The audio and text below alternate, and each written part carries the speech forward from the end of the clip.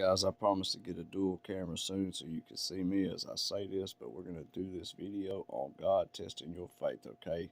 And it says, on the same day when the evening had come, he said to them, he's talking to the disciples, let's cross over to the other side, okay? So these disciples were doing what they were told to do by Jesus. They were listening to the head, okay? And it says, now when they had left the multitude, all right, so they had to leave the people that they knew, all right, and the crowds of stuff to follow Jesus, all right. He took them along in the boat as he was, okay. So nothing changed. It was just their relationship with him at that time, their knowledge of him at that time, okay.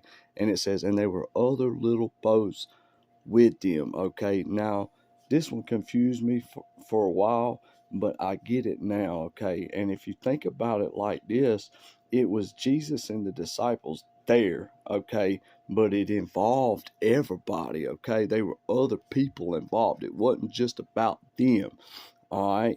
And it says right here, and I feel like if the disciples would have been thinking like that, if he's not going to let something happen to them, how would he let something happen to us? They wouldn't have had the issue of faith that they did, but they didn't see it like that. All right. And it says, and a great windstorm arose. Now, these windstorms come out of nowhere. You know what I mean? You can't see them coming. It just bam, and they're blowing this way and that. And it says, and the waves beat on the boat so that it was already filling. Now, you know how the waves come. They just one right after the other. Bam, bam, bam. You know what I mean? And it says the boat was already filling. So it wasn't like they were just going through a little storm. This boat was about to go under, okay? Now listen to this last part. It says, but he was in the stern asleep on a pillow, all right? Almost like he wasn't there, all right? But he really was. And that's how God's going to be when he's testing your faith, okay? It's going to be like he's not there, but he is, okay?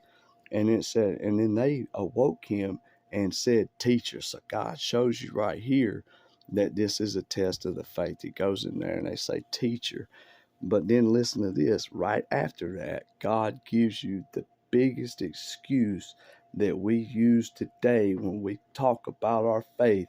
And it says, do you not care that we are perishing? All right. And when I talk to people about their faith and stuff like that, I always hear, does God not care about the kids over here? Or does God not care that people are dying there? Yeah, he does, okay? It's not him, it's us, all right? Thank you for watching.